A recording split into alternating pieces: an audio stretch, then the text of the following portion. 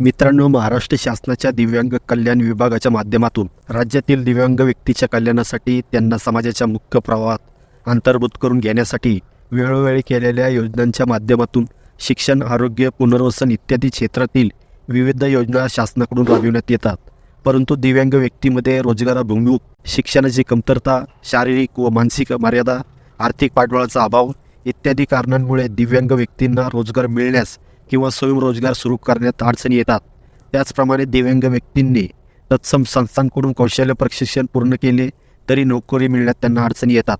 या सर्व बाबींच्या पार्श्वभूमीवर दिव्यांग व्यक्ती व त्यांच्या कुटुंबाच्या उदरनिर्वाहासाठी, त्यांच्या उत्पन्नाच्या वाढीसाठी व त्यांच्या जीवनमानात सुधारणा होण्यासाठी शासनाच्या माध्यमातून दिव्यांग व्यक्तींना साधन सामग्री म्हणजे टूल किट घेण्यासाठी शासनाकडून अर्थसहाय्य देण्यात येते. पूर्वी या योजनेद्वारे दिव्यांग व्यक्तींना 1,000 रुपयापर्यंत अर्थसहाय्य देण्यात येत होते. हे अर्थसहाय्य अपुरे व यास अत्यल्प प्रतिसाद मिळत असल्यामुळे राज्य शासनाकडून याच्यामध्ये आता वाढ करण्यात येऊन हे अर्थसहाय्य आता 15,000 रुपयापर्यंत देण्यात येणार आहे. या वाढीबाबतचा GR देखील दिव्यांग कल्याण विभागाने दिनांक 28 फेब्रुवारी 2026 रोजी निर्गमित केलेला आहे. दिव्यांग मित्रांनो, या GRची लिंक खाली डिस्क्रिप्शन बॉक्समध्ये दिलेली आहे.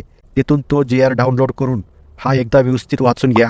या GRमध्ये या योजनेचा उद्देश, या योजनेचा लाभ घेण्यासाठीचे निकष, लाभ घेण्यासाठी लाभार्थ्यांनी सादर करावयाची कागदपत्रे, त्याचप्रमाणे अर्ज केल्यानंतर लाभार्थ्यांची निवड कशा पद्धतीने केली जाणार, लाभार्थ्याला टूलकिट मंजूर झाल्यानंतर, अर्थसहाय्य मिळाल्यानंतर, ते या लाभार्थ्यांचा व्यवसाय सुरू झाल्यानंतर शासनाने नियुक्त केलेल्या समितीच्या माध्यमातून कशाप्रकारे या व्यवसायाचा लेखाजोखा घेण्यात येईल याबाबतची सविस्तर माहिती देखील या GRमध्ये देण्यात आलेली आहे. विशेषतः पॉईंट नंबर 15 मध्ये पहा, तुम्ही जर व्यवसायासाठी अर्थसहाय्य घेतले आणि व्यवसाय सुरू केला नाही तर ते मंजूर अर्थसहाय्य शासनाकडून त्या दिव्यांग लाभार्थ्याकडून वसूल करण्यात येणार आहे. देण्यात आलेली माहिती व्यवस्थित समजून घेणे महत्त्वाचे आहे. या योजनेचा लाभ घेण्यासाठी दिव्यांग लाभार्थ्यांनी दिव्यांग सहाय्यक पोर्टल .महाराष्ट्र.gov.in या अधिकृत संकेतस्थळावर नोंदणी करून या योजनेचा लाभ घ्यावा. तर मित्रांनो, महत्त्वपूर्ण उपयुक्त अशी अपडेट होती. ही अपडेट आपल्या जवळच्या दिव्यांग बांधवांना जरूर शेअर करा. धन्यवाद.